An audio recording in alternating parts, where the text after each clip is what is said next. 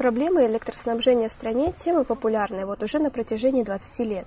Сначала энергетики оправдывали плохое напряжение и периодическое отсутствие света, недавно окончившейся войной.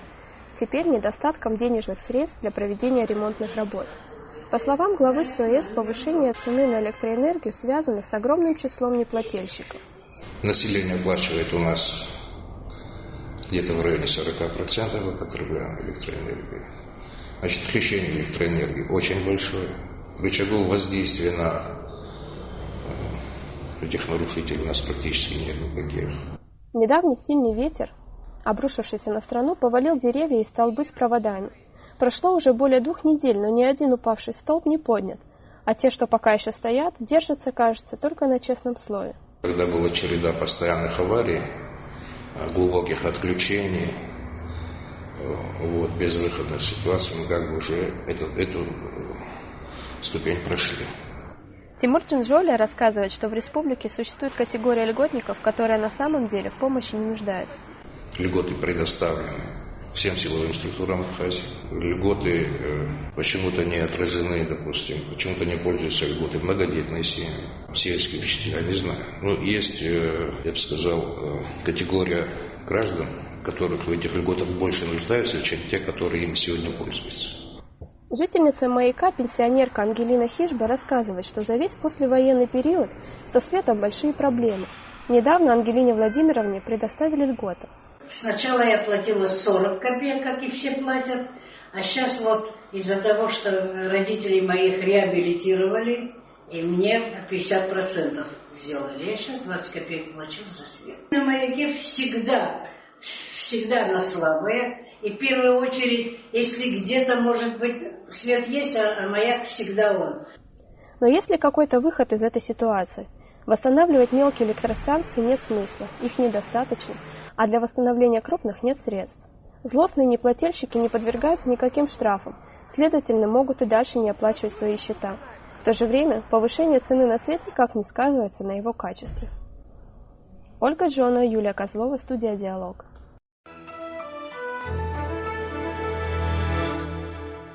Добрый вечер, дорогие телезрители. Я рад приветствовать вас в студии «Диалог». Сегодняшняя тема одна из самых актуальных, одна из самых интересных и злободневных. Сегодня мы решили обсудить в нашей студии проблему электроэнергетики. Говоря об электроэнергетике, надо сказать, что это одно из, наверное, завоеваний было Советского Союза. Наряду с балетом, спортом, хоккеем, электроэнергетика была гордостью советской системы. И советская система, где все центральные позиции занимало государство, смогла создать такую систему, которая работала бесперебойно. Она обеспечивала еще в Советском Союзе, самые дальние уголки энергетикой. И она была на самом деле одной из самых лучших в мире. Но с тех пор прошло очень много времени, уже с развала Советского Союза больше 20 лет. И также эта система, как и многие другие, пришла в запустение, много всего с времен Советского Союза изменилось. И для того, чтобы понять сегодняшнюю ситуацию и найти какие-то пути выхода из ситуации, мы пригласили в студию экспертов. Сегодня Черноморэнерго, главного нашего поставщика энергии, электроэнергии в Абхазии, мы пригласили с этой организации Руслана Кварча. Он является заместителем генерального директора. Также Ахра Гагуля представляет СОЭС. Это главное наше сухумское предприятие по электроэнергии. Он является заместителем директора. Сегодня здесь науку будет представлять Лазба Борис, он директор ООО «Эра СФТИ». И потребителей мы попросили представить на нашей передаче Наталью Кварацхелия. Она советник президента Торгово-промышленной палаты Республики Абхазия. Ну, я рад вас всех приветствовать в нашей студии. Я думаю, будет очень интересный диалог у нас. И я хочу обрадовать телезрителей еще одним фактом, что у нас будет нововведение в нашей передаче. Мы будем подключать экспертов, используя новые технологии, Skype. Сегодня в нашей передаче также примет участие эксперт за пределами Абхазии, который находится за пределами Абхазии.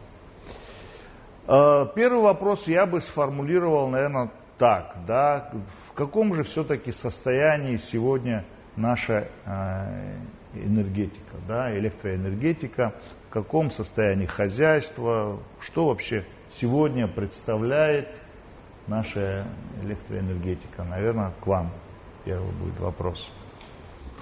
Ну, наша абхазская электроэнергетика сегодня представляет следующее. Генерация представляет собой две гидростанции. Это Ингур-ГЭС и Перепадная ГЭС номер 1.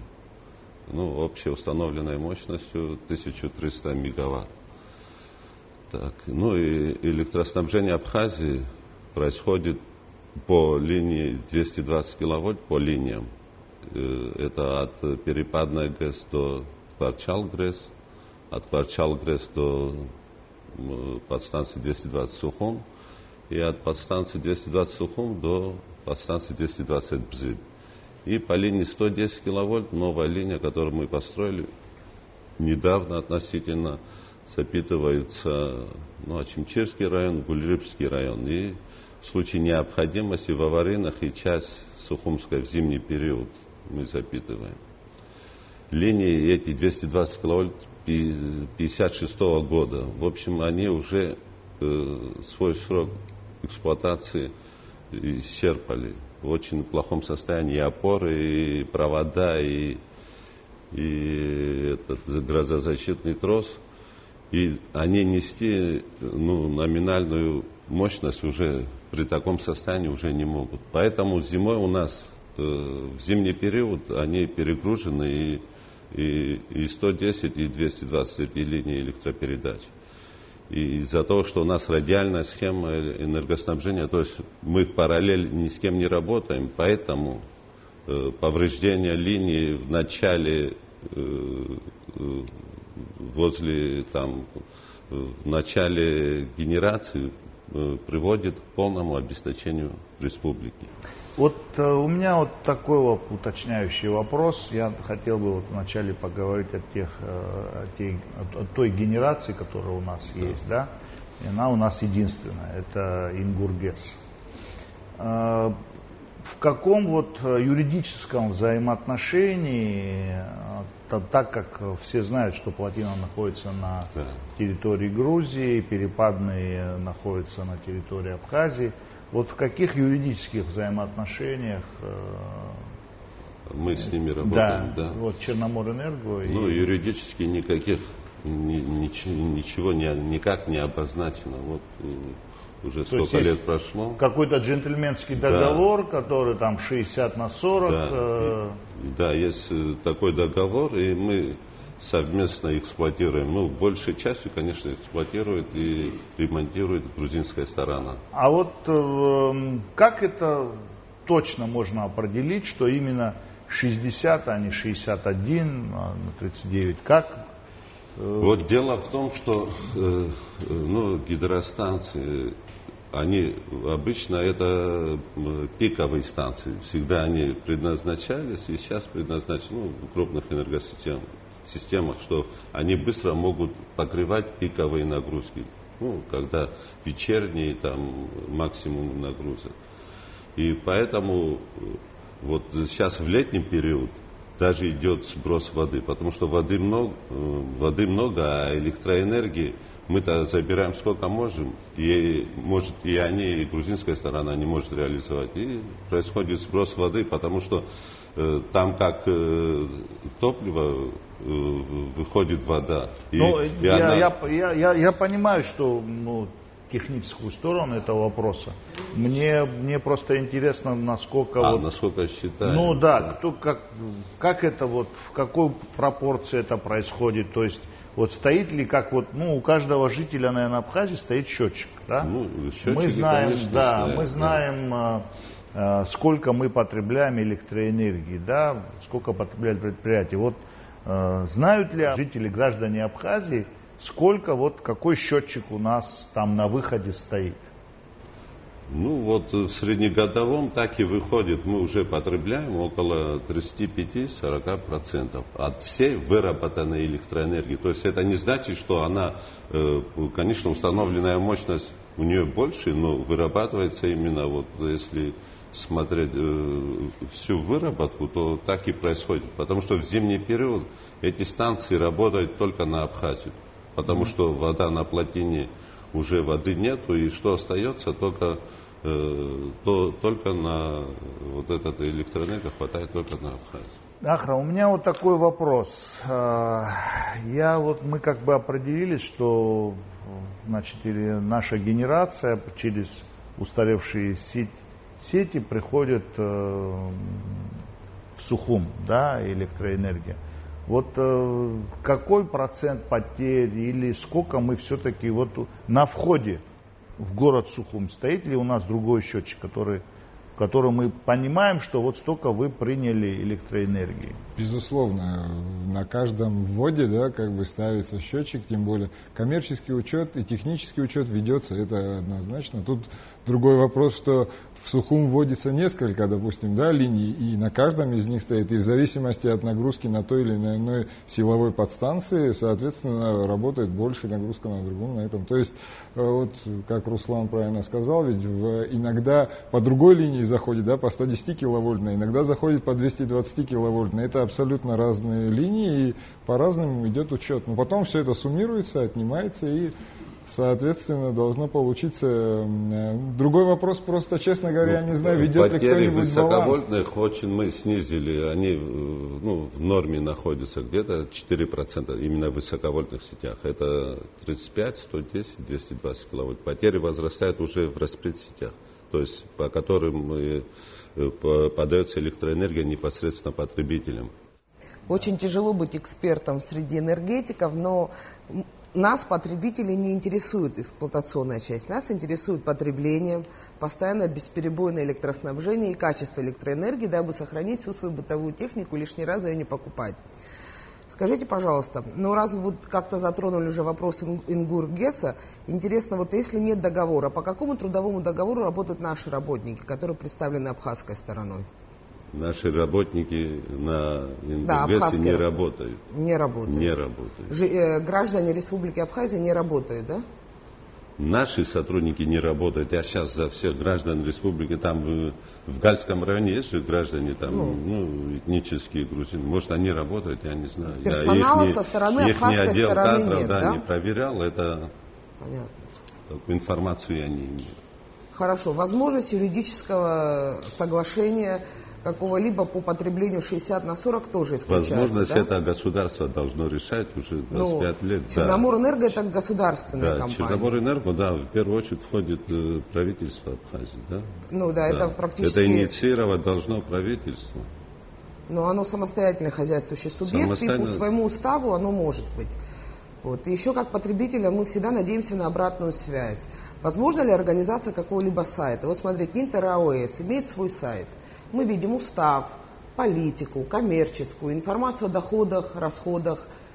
Фактически сейчас Черноморэнерго компания закрыта, и потребитель не имеет никакой информации, той, которая должна быть в открытом публичном доступе.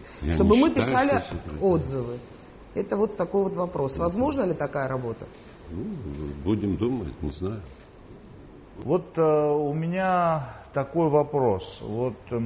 Обычно, когда существует в стране и вообще на любом предприятии одна генерация, это вообще проблема. Да. Вот мы говорили о том, что насколько правильно было бы обезопасить, то есть энергетика является базовой, да, стратегической частью экономики, и она является базовой для экономики. Есть ли у нас проекты по созданию других генерирующих мощностей в Абхазии? И вот я хотел бы, чтобы мы по этому поводу поговорили. Сперва к вам вопрос, потом Боря, я думаю, по этому поводу тоже может нам что-то сказать. Насчет увеличения энергоресурсов, вообще для любой экономики, для любого государства опережающими темпами должна развиваться энергетика. У нас ресурсы исчерпаны сейчас. Гидроресурсы на Ингуре есть, но мы поставить не можем. Но нужно, конечно, развивать уже чисто свою. Это будет чисто абхазское, если мы не совместно, ничего.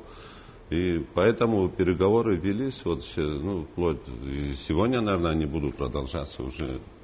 Это с Русгидро о восстановлении ниже по каналу были 3 ГЭСа, там перепадная, 2, 3, 4, они по 40 мегаватт. То есть сейчас идет речь о восстановлении этих гидростанций. Это вы имеете в виду по каскаду? По каскаду, да, вниз по каналу до моря. В общем, вот эти самые мощные и наверное, самое быстрое, что можно восстановить. Еще другое, еще хотел бы сказать, это все гидроэнергетика. У нас была Тварчевская ГРЭС, которая во время войны была разрушена. То есть об этом тоже нужно подумать, там уже строить тепловую станцию. Может, не такой мощности, как на она угле. была. На угле. Да, вот этот проект, Тварчевский уголь, если будет он добываться, состав угля и возможность использования если построить новую электрическую станцию. То есть полностью старый снести и построить новую. И, малый ГЭС, малый ГЭС. Это они очень капиталоемкие вложения. То есть например, нужно... Сухумгэс. Да, Сухумгэс, это, она как бы не совсем малая. Есть еще, совсем маленький на территории Абхазии. То есть большие капиталовложения, а мощность маленькая. То есть Сухумгэс, там если 15 мегаватт установленная мощность, то чтобы покрыть потребность Абхазии, таких как Сухумгэс, нужно 25 таких станций как бы строить. Я понимаю, что это 15 мегаватт, это была установленная мощность старая, да, старая. При нынешних технологиях, я думаю... Все от воды зависит. Воды, притока воды. Воды не будет, эти генераторы будут стоять, там один будет работать, а остальные будут бездействовать. Вот эти гидроресурсы всегда нужно внимательно, когда... Как раз я, наоборот, слышал, что изначально, я помню, 19 мегаватт, она вообще была заявлена как бы паспортная 18, мощность. Да. Но, что самое интересное, баланса воды хватает, на самом деле, для выработки всего 6 мегаватт. То есть, по сути, получается, что если даже ее всю восстановить, больше, чем 6 мегаватт, то есть того притока воды нету, чтобы выработать больше 6 мегаватт. Поэтому в ней смысл и надеяться на нее как на 19 и даже 15 мегаватт, но никакого это частный смысла. Инвестор, он может восстановить, конечно, эта станция стратегическая тоже в сердце Сухума, в случае чего она может обеспечивать. Ее расположение, ее то, что она делает, это, безусловно, города, очень важно. При каких-то авариях, конечно, было бы нормально. Но мощность невысокая. Так, какие альтернативные, Борис, ты хочу, чтобы принял участие? Конечно, об альтернативных можно много говорить, это целая отрасль. Я хотел бы сказать о следующем. Мы говорим о энергетике и в основном говорим об электроэнергетике. Углубились и все это. А ведь если говорить о энергетике как отрасли экономики, то система есть так называемый топливный энергетический комплекс. Все изучали и в школе и так далее, понятно. Что туда входит? Не только электроэнергетика, это и газ, это и другие, нефть и так далее, и так далее. А где у нас сегодня вообще, скажем так, дрова? Ведь все это то, что есть в Абхазии. У нас страна, где произрастает множество растений, да, и леса у нас достаточно. Я это просто к тому говорю, что, к сожалению, в нашей практике у нас вот эти части как бы все отошли совершенно, и мы вот так вот прямо как в стену уперлись. Гидроэнергетика, все. И это во многом нас ограничивает. Вторая сторона, значит, этой проблемы, это, конечно, цены, экономика. Мы говорим сейчас об энергетике как только о технической, да, ее стороне, и, может быть, юридической.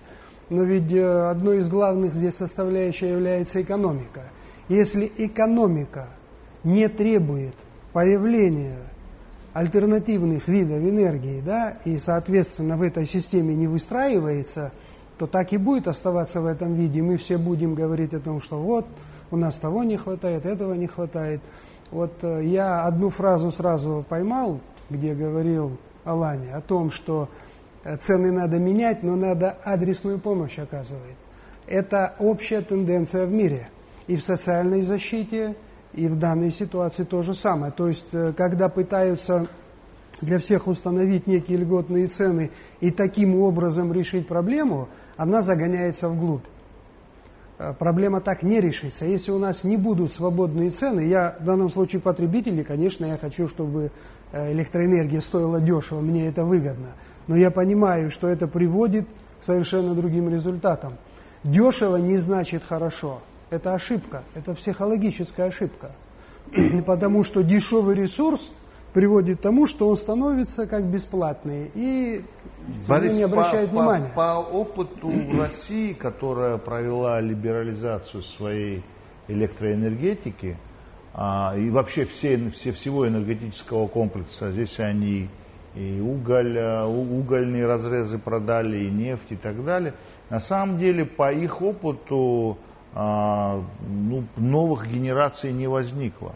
То есть эксплуатировались старые, и даже возникла такая монопольность, что ли, вот крупных компаний. У которых был капитал. Да, крупных компаний, которые фактически на самом деле выжимали из старой советской энергетики все соки для того, чтобы заработать деньги.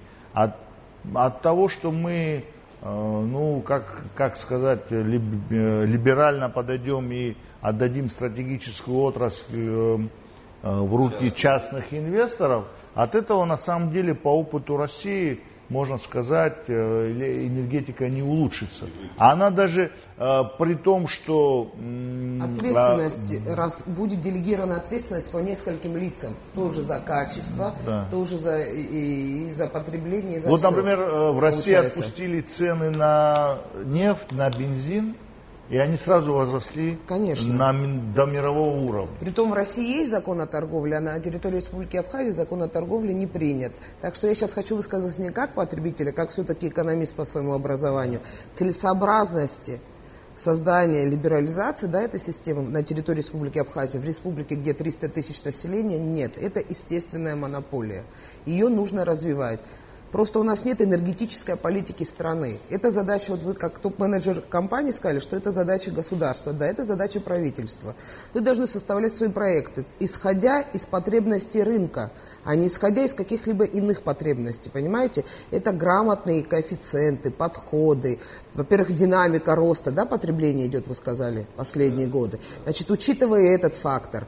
Также, вот скажите, пожалуйста, 40 копеек, как был выставлен тариф, исходя из каких факторов? 40 копеек мы предлагали 80. Ну, исходя какие факторы? Вот из каких? Исходя из затрат, да, себестоимость, транспортировки, распределения и... Понятно. Да. Какой процент платежей вы получили 40 копеек? Выше, чем когда это было 20? Такой же еще. Аналогично. Аналогично. Смысл, зачем надо было будоражить? Вот это и есть управление, менеджмент. То есть, если ваша прибыль не повышается от повышения цен, это неэффективный менеджмент. Понятно. Думаю, нужно с населением работать, чтобы они оплачивали за потребленную электроэнергию. Будет принят закон об энергетике, правда же? Да, будет закона нет об энергетике. Будет ответственность. Наталья, давайте этот вопрос уточним, да? Я хочу, чтобы все приняли тоже в этом участие. Мы говорим о том, что здесь у нас получается такой замкнутый круг, да, Наталья? Да. Вот, то есть население говорит о том, что мы получаем некачественную электроэнергию, никто не несет ответственности. Гарантии безопасности испорченных телевизоров ничего нет. Нету. Отсутствует договор электроснабжения с физическими лицами. При этом счет мне выставляется на коммерческий банк Универсалбанк. ЗАО «Энергосбыт» выставляет мне счет. Как я должна оплатить коммерческому банку тариф за свет, если у меня отсутствует договор электроснабжения сегодня? То есть отсутствие юридической стороны. Да, конечно. То есть ответственности сторон нет. Это то, что касается только вот этого ЗАО, да, «Энергосбыт». Но он только в Сухуми, а в других районах это сбытовые... Нет, мы сейчас говорим о том, что... Вот если бы, я думаю, что есть эффективные методы, как мотивировать потребителя заплатить деньги. Если бы компания была бы более открыта, если бы мы видели бы сайты, если бы мы видели бы работу. Мы только слышим постоянно какой-то негатив, негатив. Да, я думаю, открытость компании это, конечно, важный вопрос. Он, скажем, эксплуатационник, да? То, о чем вы говорите, это немножко другая сфера. Хотя, да, понятно, что это их фирма. Но вот ту функцию они еще нормально не отрастили. То, о чем вы говорите, то есть маркетинг, просчитывание всего последствий, ценообразование и так далее, и так далее. И эти ошибки, даже не могу сказать ошибки, ну просто это трудности роста.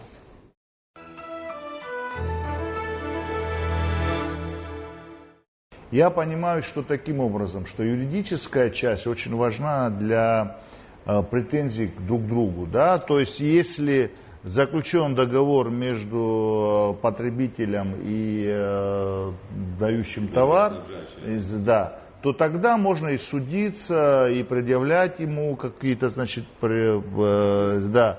Так как отсутствие договоров и ответственности сторон, то раз одна сторона не несет ответственности за то, что она как бы не вовремя выключила свет или испортился товар или другое, другая также не считает нужным, ответственным платить вовремя или там и так далее.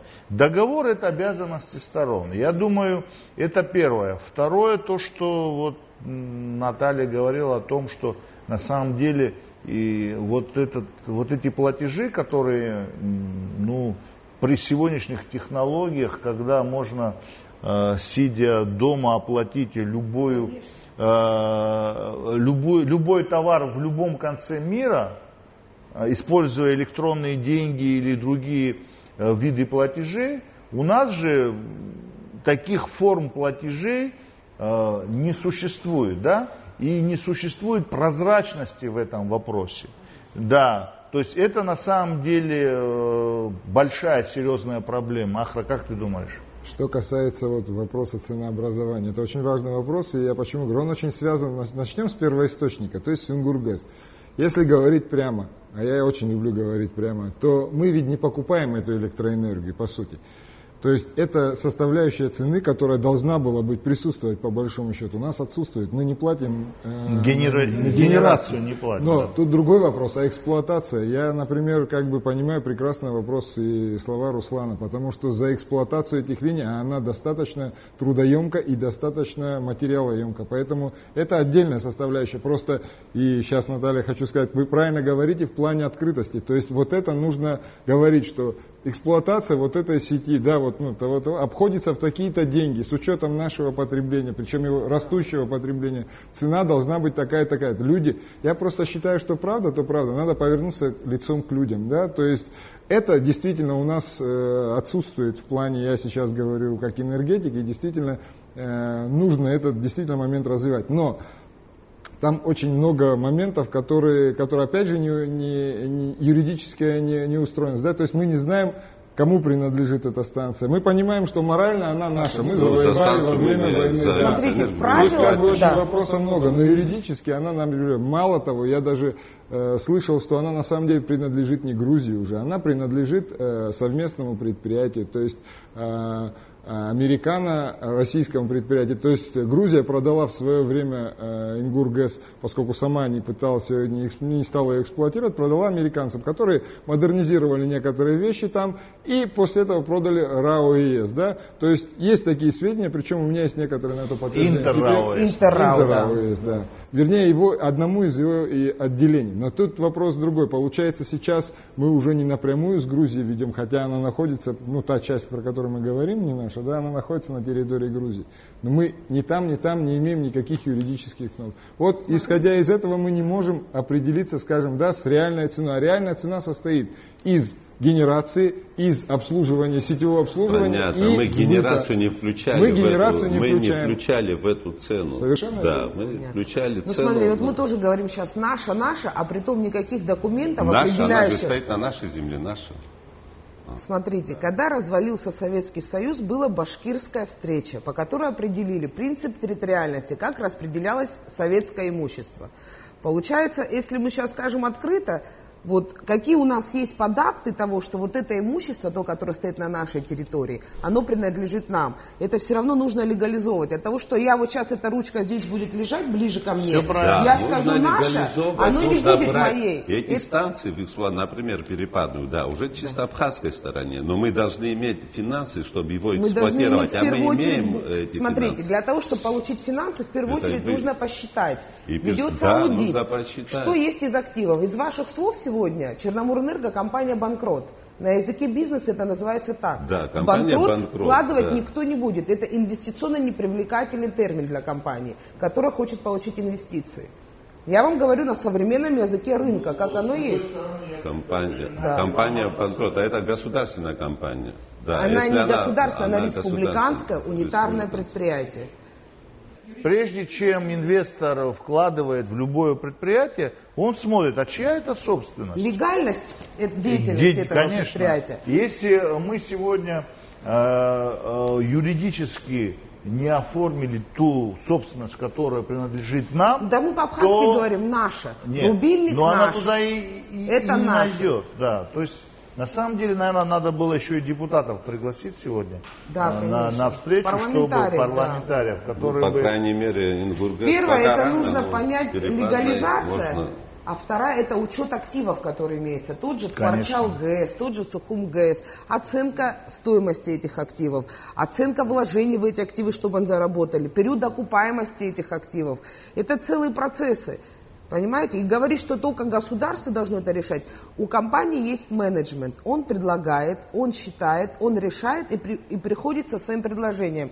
И говорит кабинету министра: вы знаете, вот через 20 лет мы пересечем точку безубыточности и будем получать прибыль. Вот на этом объекте. Вот на этом объекте мы это сделаем через 5 лет. Вот на этом через 3. Суммарно мы через 10 лет будем прибыльной компанией, Наталья, нашим детям останется прибыльная компания. Я, наверное, бы здесь сформулировал первую проблему, о которой мы сегодня уже очень сейчас красиво обозначили. все звучит. Это я все понимаю, конечно. Но звучит. сегодняшняя ситуация очень сложная в энергетике. Вы должны понимать. Мы понимаем, да. но это лидирующая пока нужно восстановить, чтобы она немножко вздохнула. Это кроме генерации. Прежде чем восстановить, ее нужно легализовать и посчитать, что есть. Я имею в виду объекты, которые легализованы. Я не говорю только о генерации. Кроме генерации, тут есть распределение, сетевое хозяйство. И все есть этапы, которые перескакивать нельзя. Как не оформлены? Они оформлены на балансе же у нас. Они Руслан, Перепадная ГЭС на балансе находится? Перепадная нет. Нет, да? Нет, конечно. Проблема экономическая, даже не юридическая, а экономическая. Вот все, о чем вы говорите, посчитать, как бы они ни считали. Если ты утонул на метр или на 50 сантиметров, ты все равно утонул. Но пока ты не выйдешь. Вот в рамках система этой мер, цены, если ты утонул на 50, отличается от системы мер, если ты утонул на метр. Вот это если нужно понять, насколько утонули. Киловатта 80 копеек, 40 копейками ты их никак не перекроешь. Но у нас 85 платят юридические лица, которые потребляют больше. Я знаю, я сам плачу 85, не больше. Из каких параметров? Расчеты были сделаны, факт затраты посчитать фирма не проблема. Консалтинговая компания считала. В конце концов, хорошо, не надо считать теоретически, можно взять факт затраты реально существующий и показать доходы и факт затраты. Если доходы перекрывают факт затраты, уже, значит, вы прошли, но я сомневаюсь в этом. А в чем была целесообразность перехода к автоматическим счетчикам, если у нас такая дыра, которая обходится очень дорого, и ремонт их обходится дорого, и можно узнать периодичность поломки таких счетчиков. Вот мы сейчас переходим полностью к потреблению, отходим от глобальной темы. Практическим вопросом. Да, вот практическим вопрос, вопросом. Он занимается сбытом больше. Ну, Суэц у нас теперь не принимает платежи. Ну, он все равно в курсе, касса Суэца он открыта для приема отвечать. платежей для ЗАО «Энергосбыта». Целесообразность вот такого дополнительного звена какова? Я Динамика считаю, есть, что... когда Суэц собирал и когда Энергосбыт. Ну, какая это между можно ними вернуть, разница? опять будет Суэц собирать. И все, ничего там страшного нет. Не, Как Руслан, страшного абсолютно нет? верно. Вопрос Не, действительно если стоит. это там нецелесообразно, можно назад. Статистика, разница есть между той и той. Плюс появился. И я сейчас При дополнительном нынешней звене. ситуации не владею, но я знаю, что при моем Плюса нету, руководстве да, ничего не этой изменилось. отрасли сбор был 70%. Я, насколько знаю, он упал. Но я не считаю, что он упал из-за введения этих счетчиков. А из-за чего упал? Я считаю, что упал он из-за Контролеры? То есть нет, Управление. надо было управление. руководства. Вот, да, из-за Да, руководства. ну, вполне возможно. Мое мнение именно таково. Я его говорю прямо как оно есть. Поэтому вопрос на самом деле ввода этих счетчиков, я думаю, что можно было с ними повременить. Вот вопрос, действительно, я так считал, потому что на данный Да, момент... нужно это было, может, сетевое хозяйство развить. Сначала, чтобы да, надежно. улучшить снабжение, то есть Да, а поговорить с потом ними, уже объяснить, почему это нужно. и культуру Ну, как совет поднять директоров потребление, компании потом принял вводить. решение, которое нецелесообразно экономически. Вы понимаете, это компания, мы должны привыкнуть. У компании цель одна – получение прибыли. Это не госучреждение, где нет цели получения прибыли. Компания должна получать прибыль. Совет директоров принял решение. Даже государство, она получает прибыль по уставу. Да. Да. Это А мы любая. не можем получить прибыль Ну, вообще значит, проблема, изначально. но проблема Во-первых, не в да, такая потребителе. ценовая, А во-вторых- если меняется во-вторых, решение социальных вопросов, Да. да, то есть задача может Решение в по-другому том, стоять. что компания не переходит от одного управленческого решения к другому. Виноваты потребители, но потребители не мотивированы ничем. Вот мы платим за телефон. Как Аквафон и Амобайл получают своих потребителей? Ставят кассы оплаты, да, в магазине. Я подхожу, оплачиваю свой телефон. Но там нету кнопки Энергосбыта. Чтобы я также взяла, может, я каждый день по 20, по 50 рублей буду туда класть денег.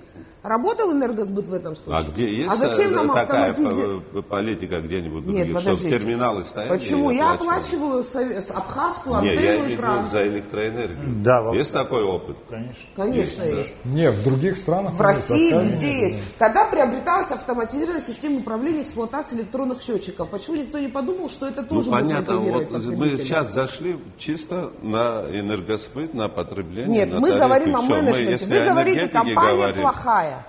Компания в тяжелом положении. В тяжелом Мы положении. говорим, какие эффективные инструменты приняты для того, чтобы вывести компанию на должный уровень менеджмента и Государство получения должно прибыли. выводить. Вы самостоятельный Мы хозяйственный самостоятельно, субъект. это какая ценовая, за 40 копеек мы никогда... Электротехническое оборудование очень дорогое, чтобы вы знали. Мы знаем. Да, 30-40 лет оборудование, его нужно менять. Но нужно менять? принять меры, чтобы потребитель, чтобы из целевой Вот это аудитории 40 копеек, потребители это платили никогда, не 20%. это 40 копеек, чтобы зарплату платить и продолжать Я понимаю, эксплуатировать. но да. как, А развивать ну, а или как меры? реконструировать? Меры, чтобы люди Средств хотели нету. заплатить за свет. Меры какие должны быть? Первая Меры мера – это закон. имиджевая, репутационная мера. Вас должны поверить, что вы есть и вы работаете.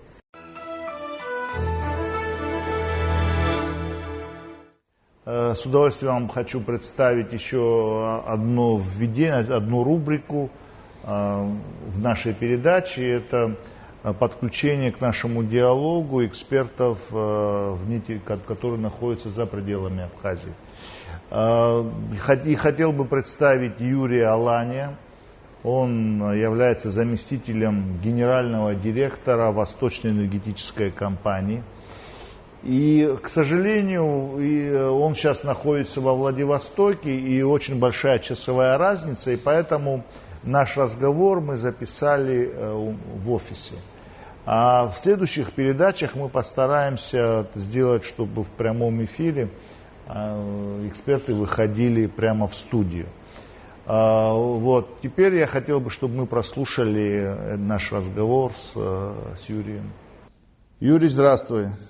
У тебя есть богатый опыт работы в электроэнергетике России, а электроэнергетика России развивалась в разных направлениях. Сперва в либеральном направлении, когда разгосударствление было энергетики, затем Сейчас, я насколько знаю, новый тренд – это государствление энергетических компаний. Как тебе кажется, как вот этот опыт России могла бы использовать Абхазия в своем развитии электроэнергетики? На мой взгляд, все-таки энергетика Абхазии должна находиться под контролем государства. Потому что это очень социально значимый сектор экономики. А в Абхазии не существует на сегодняшний день рынка электроэнергии. И предпосылок для него, наверное, не возникнет в ближайшее время. Потому что для того, чтобы потребитель получал выгоды от либерализации рынка, должна быть конкуренция. Абхазия слишком мала для того, чтобы там существовал конкурентный рынок электроэнергии. Плюс ко всему, на мой взгляд, контроль государства за этой отраслью позволит снизить социальное напряжение и каким-то образом все-таки делать избирательное и адресную помощь каким-то определенным социальным слоям. Юрий, еще вот такой вопрос. С точки зрения развития других секторов экономики, вот речь идет о тарифах. Будет ли электроэнергетика выступать донором для других секторов экономики, учитывая низкие тарифы, если их будут устанавливать государство? Абсолютно верно. Предоставление определенных преференций тем или иным отраслям позволит повысить конкурентоспособность каких-либо производств, если они будут размещены на территории Абхазии. Можно взять, к примеру, опыт Китая, например. Генерация в Китае находится в некоторой части в частных руках, но при этом тариф на электроэнергию устанавливается государством, и тариф на ее передачу также устанавливается государством. Таким образом датируются целые сектора экономики, которые позволяют китайской продукции быть конкурентоспособной на мировом рынке. Юрий, с твоей точки зрения, в каком направлении, как должна двигаться электроэнергетика Абхазии? Как ее надо развивать? Ливан, на самом деле я не так глубоко погружен в проблемы абхазской энергетики, но могу сказать исключительно свое мнение. Наверное, начинать надо с энергоаудита, причем аудита полностью, для того, чтобы понимать, с чем и как имеем дело. Наверняка руководство сегодняшнего Черноморэнерго, оно понимает, что происходит в их хозяйстве, знает все слабые и сильные стороны. Для того, чтобы это понимало не только руководство, но и понимало правительство, которое будет, понимал президент, нужен достаточно полный и глубокий энергоаудит. Как известно, до Ингургэс в Абхазии была создана система малых ГЭС. Как тебе кажется, стоит ли развивать и восстанавливать эти малые ГЭСы, генерирующие, для того, чтобы восстановить и увеличить объем электроэнергии Абхазии? Да, на мой взгляд, гидроэнергетика обладает определенным потенциалом, и восстановление перепадных станций имеет право на жизнь. Но все это надо четко считать и четко понимать, как говорится, за чей счет будет банкет. Будет крайне несправедливо повесить все эти расходы и повесить всю эту окупаемость этих станций на население. А вообще, по большому счету, наверное, нужен план развития энергетики Абхазии, который должен являться неотъемлемой частью плана развития, перспективы плана развития республики.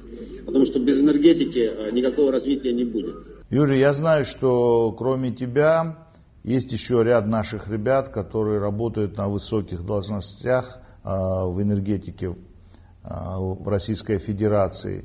Готовы ли вы нам помочь в разработке планов, проектов по развитию электроэнергетики Абхазии?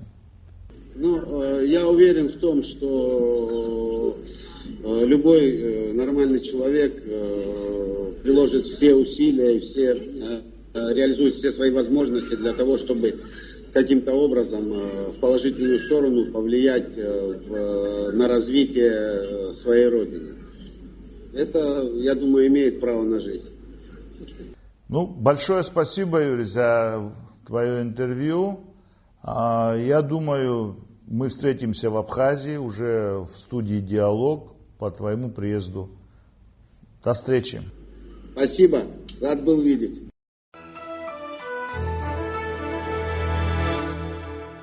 Значит, первое решение, да, о чем говорил Юра.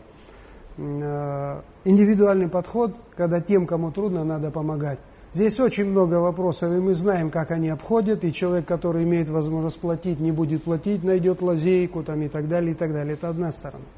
Вторая сторона, возвращаясь к разным направлениям. Понимаете, в чем дело? Одно дело, когда электроэнергия используется для освещения и для, допустим, подключения аппаратуры, которая не будет на газу работать.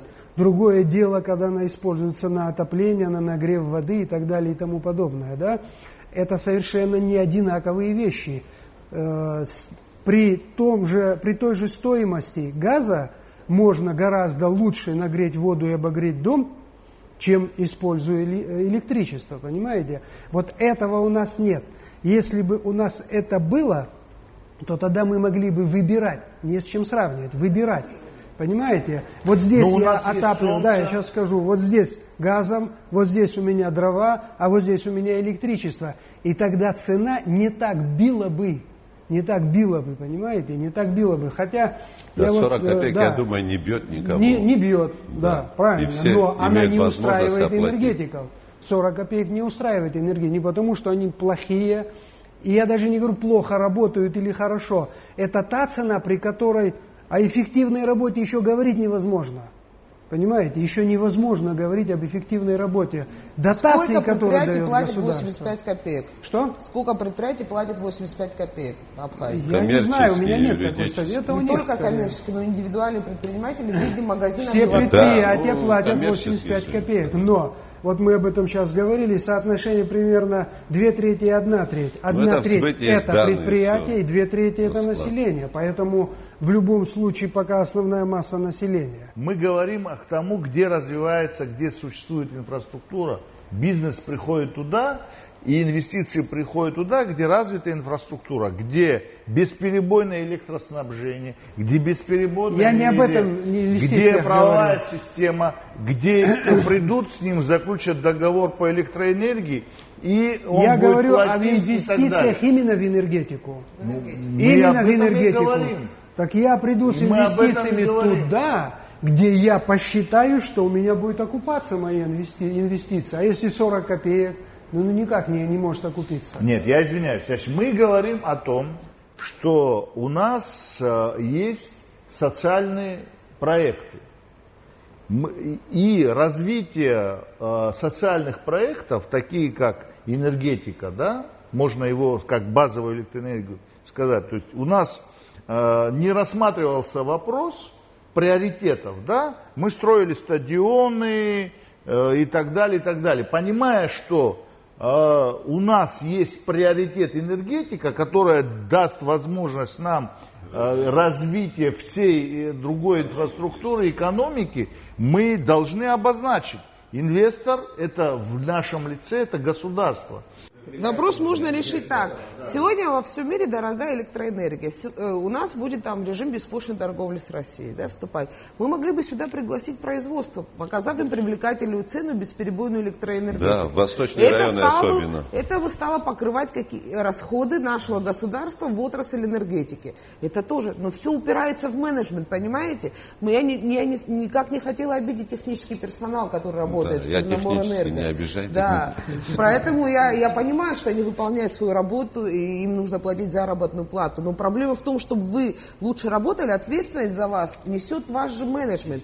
Совет директоров заседает и принимает определенные стратегические цели и задачи, как вывести ваше предприятие, понимаете? Мы все время будем говорить, государство принимает общую политику энергетическую. Вот есть глобальная политика, и по ней идем. Но все предложения по тому, как эту отрасль сделать уникальной и прибыльной, думает уже сам предприниматель. А вот как вы могли бы вывести? Никак не выведешь Если вы привлекали вы привлекли российскую компанию для того, чтобы посчитать элементарную цену 40 копеек. Экономический департамент не смог вывести себестоимость. Нет, просто не поверили бы, если посчитали бы наши экономисты. А почему мы должны поверить российской космической компании, которая за эту цифру получила, скажем, за выведение этой цифры получила какую-то плату? И вопрос включается, вот смотрите, мы говорим, денег платят плохо, но при этом мы платим агентское вознаграждение компании, которая собирает деньги за свет. Она же не бесплатно собирает, она ЗАО. Насчет неэффективного менеджмента, я думаю, что тут как бы весь вопрос, то, что вот сейчас вы как бы обосновали и сделали все абсолютно правильно, он упирается в одно, неэффективный менеджмент. Да, вопросов больше нет. Неэффективный менеджер чего? Ну, в смысле управления государственной компанией. Вот что она хочет сказать. То есть не техническое его участие, а именно... Технический персонал, наоборот, должен быть социально защищен. И стратегически. На самом деле, это коммерческая политика предприятия. Стратегия развития Черноморэнерго и вообще энергетики Абхазии. Безопасность нашей страны, да, вот энергетическая безопасность, мы часто это слово слышим, да, это очень важный момент. Просто на секунду давайте себе представим, что электроэнергии в Абхазии не будет, да, и давайте представим себе технически, как это может произойти. Вот остановится Ингургэс. Предположим, по каким-то причинам. Но я сейчас гипотетически. Что предполагать? Мы часто видим, когда все отключается, и мы в темноте сидим. Я вам хочу сказать, что на самом деле я изучал этот вопрос, да, на стороне Грузии, на которую мы никак не можем влиять, да, строится несколько станций. Насколько я знаю, Худони-1, там идет... Но это выше Ингура. Идет выше Ингура, да. И вопрос в том, что сток этих вод, в смысле отвод этих вод, он может идти в другую сторону, то есть не в Ингургэс. И вот теперь представьте секунду ситуацию. Дебит воды и так не особо, я имею в виду... это гипотетически, да. Это на что они могут пойти, на что не могут Я пойти. К чему говорю, а почему бы и нет? И вот после этого, если мы представим себе такую ситуацию, что у нас не будет Ингургэс вырабатывать столько, сколько мы потребляем, да, предположим. Я как раз к этому и веду, что мы должны немного экономно к этому относиться. Вот почему я говорю. Что произойдет дальше? Не то, что мы имеем, мы тоже начнем постепенно терять. Вот в чем все дело. Все наши достижения основаны как раз на энергетике. Я поэтому и говорю, что это очень важный момент. И в принципе, действительно, мы должны в первую очередь думать о населении. Но я поэтому говорю, надо повернуться лицом к людям. И это надо объяснять. И люди тоже должны понять, что без этих вопросов мы никуда не денемся. Чувствуют недостаток внимания Черноморэнерго, что они не обеспечивают. Слушайте, я вам могу показать 3 испорченных фена вместе с чеками после перепадов и 1 испорченную микроволновку. Я не могу обратиться в суд, потому что у меня нет договора с ЗАО «Энергосбыт». Потому что ЗАО «Энергосбыт» заключает договор только с предприятиями. Странным образом почему-то. А выставлять мне счет оплатить в коммерческом банке, исходя из нашего гражданского законодательства, оплатить счет в коммерческом банке я могу только на основании договора. За что я плачу «Энергосбыту»? Не знаю. Вопрос поставлен правильно. Ответственность есть у меня. Если я не оплачу, мне его отключат. А ответственность, если мне выпустят там 300 вольт, я не знаю, как там в цифрах, и у меня все сгорит, ответственность у стороны, которая такой совет, тогда поставьте нам счетчики. Я могу вам сказать, что в нашем договоре, Наталья, в нашем договоре прямо написано, что Черноморэнерго не отвечает за качество электричества. У нас есть прекрасный гражданский кодекс. Есть 6 параграф, который называется «Договор энергоснабжения». Здесь все есть, и здесь все указано. Но просто компания не работает в соответствии с Гражданским кодексом и не несет за это ответственности. Но мы не требуем, мы просто абхазы, да, и мы, в принципе, никогда не требуем нести какую-то гражданскую, уголовную, какую-либо административную ответственность. Это не заложено в нашем характере, в нашем менталитете. Тогда зачем писать Гражданский кодекс? Зачем тогда выпускать вообще закон об энергетике, если он не будет применяться? На самом деле на практике смысла нет.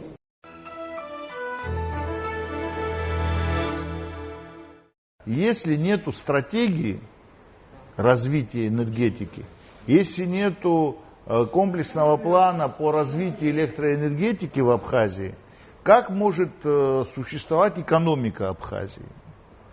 Это первое, да?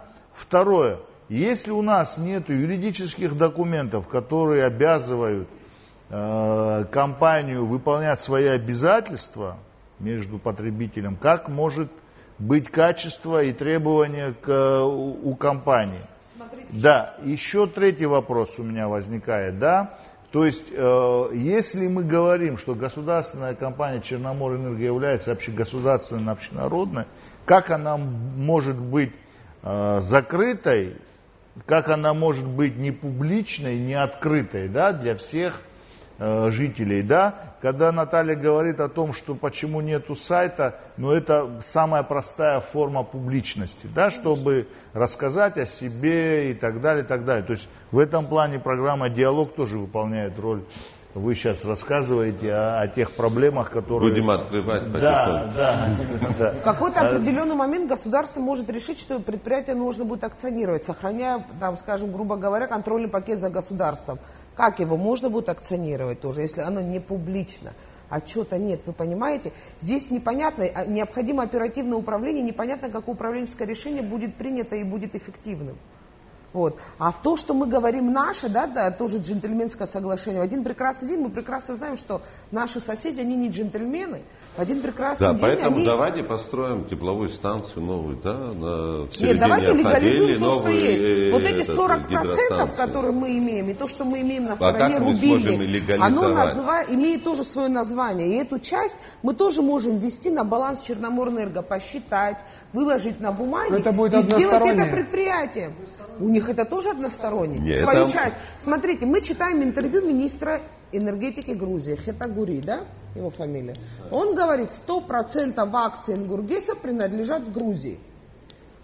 Грузинский ученый, Арчвадзе, экономист, тоже дает интервью на Эхо Кавказа. Обычный сайт, на котором все расписано. Он говорит, что 100% акций принадлежат Грузии Ингургеса, генерацией занимается Интеррао. У нас такой-то торговое сальдо, продажи света между Россией и Грузией. Абхазия покупает свет у России, он пишет. Ну, понятно, может быть, мы там покупаем свет, может там... Не, ну я про что я и говорил, почему это все юридические тонкости, которых мы никак не участвуем. Ну, мы даже не юридические, это скорее политические, они своим объясняют, что мы ничего не продаем. Вот смотрите, у нас джентльменское соглашение, а у них бумажное соглашение. И с джентльменским соглашением в какой суд мы пойдем? В общем, мы не готовы сейчас к этому разговору насчет генерации, насчет Ингургеса, вот этого соглашения. Да, это же потребителям как-то неинтересно, наверное. Да. Я думаю, это уже патриотическая часть потребителей. Я думаю, интересно. Почему? Этим должны заниматься юристы. Я думаю, нам интересно, потому что мы гражданское общество, мы граждане своей страны. И нам пережившие войну 20 лет тому назад. И нам интересно, что является нашей общенациональной собственностью, какие у нас договоры, существует ли, сколько мы потребляем электроэнергии, сколько уходит в Абхазию, сколько в Грузию. Нам все интересно. Мы граждане своей страны, у нас высокая гражданская позиция, и не только в вопросе то, что есть лампочка зажглась или не зажглась. Да, мы этот вопрос просто подняли, потому что вы сами сказали, что существует джентльменское соглашение, поэтому этот вопрос подняли. Джентльменское соглашение. Я думаю, здесь все взаимосвязано, да, от юридических вопросов до технических, до эксплуатационных, потому что на самом деле все должно быть четко выстроено. Я считаю, что любое предприятие, даже самое маленькое, да, оно выстраивает все с юридической, с экономической, с технической точки зрения. И только так можно двигаться. Невозможно правильно выстроить какую-то одну сторону, не выстроив остальную. Вопрос в том, что мы оставим будущему поколению джентльменское соглашение, а через 10 лет оно будет 70/30, потом 80/20. Вопрос, что касается генерации. Естественно, нужно обозначить это юридически. Мы все это понимаем. Я думаю, что если это не было обозначено ранее, то в любом случае это рано или поздно закончится. Мы должны постараться сделать это сейчас. То есть пока еще не совсем поздно. Что касается распределения, Руслан прекрасно знает проблемы этого ведомства. Но там действительно нужны инвестиции. Это по-другому ты никак этого не сделаешь. И то, что сказал Борис, без экономики этот вопрос не решится никак. Что касается менеджмента, вот тут, я считаю, есть над чем работать, и впереди те вопросы, которые у нас есть, они действительно должны решаться более открыто, с большим поворотом в сторону населения. Вот у меня, допустим, я сейчас не буду рекламировать, но есть несколько проектов было. Я еще начиная с 2005 года подавал в кабинет министров эти проекты. Помимо этого есть очень много проектов, но опять же, как сказал Борис, без инвестиций они очень интересные проекты. Но я хочу сказать, та же ветроэнергетика. Бзыбское ущелье, это вообще, я считаю, уникальное место. В свое время был, когда, я думаю, что вы все знаете, те, кто сталкивался с энергетикой, был план ГРЛО, который изначально Абхазии уделялось очень большое внимание. В плане энергетики мы очень развитая, потенциально развитая страна. И насколько я помню, я читал, что выработка электроэнергии в Бзыбском ущелье должна была составлять 8,6 миллиардов киловатт-часов. То есть практически более чем в 2 раза, чем та же Ингургэс и весь каскад Ингургэс. Бзыбское ущелье это там заповедник, там ничего строится. Я не говорю про ту часть, которая заповедная. А, кстати говоря, та часть, которая абсолютно не заповедная и которая выходит прямо на речку, где мы проезжаем постоянно. Этого одного потенциала там, он на самом деле очень огромный. Это очень большие инвестиции. Инвестиции большие, но тут вопрос поддержки этих инвестиций. Почему тоже хочу сказать. Есть очень много фирм, допустим, сейчас, которые готовы сами профинансировать этот вопрос и построить все, мало того, забирать часть электроэнергии. Есть другие проекты, вы должны поднять цену на электроэнергию, и, соответственно, они будут это строить. Конечно, по этой цене строить мы понимаем, что никто не будет. Но тут как раз вопрос разделения, какую электроэнергию по какой цене дать населению, а по какой цене дать коммерческим предприятиям. Это и есть государственный подход. Разделить и сделать так, чтобы была возможность, допустим, с таких коммерческих электростанций потратить электроэнергию на коммерческие нужды, а на бытовой сектор пустить экономически более выгодный для населения часть электроэнергии. Это тоже глобальный, я считаю, стратегический подход, которым нужно заниматься. Вот и все.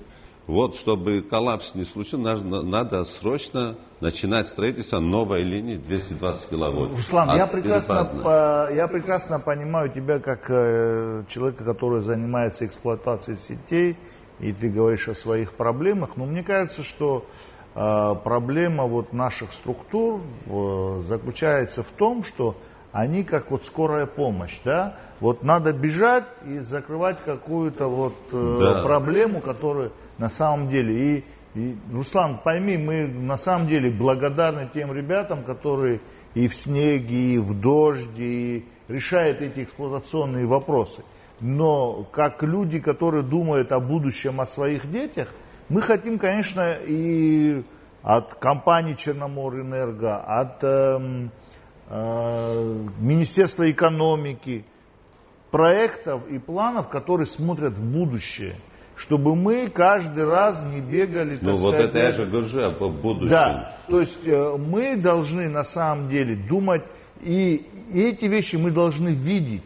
Мы должны видеть, что, условно говоря, что люди должны, я думаю, одна из задач на нашей программы определить приоритеты в нашем социально-экономической помощи России. Если мы говорим, что электроэнергетика это инфраструктурный вопрос, и он поможет развить всю, как фундамент экономики, он поможет, станет локомотивом, то мы должны, так сказать, давайте не построим бассейн, давайте не сделаем что-то другое, сделаем электроэнергетику. Все эти программы есть, мы предоставляли в Министерство экономики, у них есть эти все программы. На год вперед, на 2, на 5, на 2 на перспективу на 10. Я думаю, что в течение еще длительного времени основным инвестором и донором нашей энергетики будет все-таки наше государство. Пока, к сожалению, другого нет. Я не хочу сказать, что ситуация с энергетикой хуже, чем когда-либо было. Нет, она примерно одинаково также движется. Нет кардинального улучшения. Есть небольшие подвижки, но кардинального улучшения нет. Мы все прекрасно помним послевоенные годы, когда еще худо Джиньоле был, да? Когда первые линии восстанавливали, как радовались. Да? Потребление до военный уровень превысило. Да, потребление, конечно, сильно выросло. Но я опять-таки возвращаюсь к экономической составляющей, да, еще раз. И хочу просто сказать о том, о чем вот Ахра начал говорить, да. Ведь есть очень много различных направлений, проектов и так далее, и так далее. Мы ведь, несмотря на сложности, за границу тоже выезжаем, в частности в Греции. Там не строят новый дом, если не стоит батарея водогрейная солнечная, да. Ну, конечно, там потеплее немножко, чем у нас, но все же примерно так же.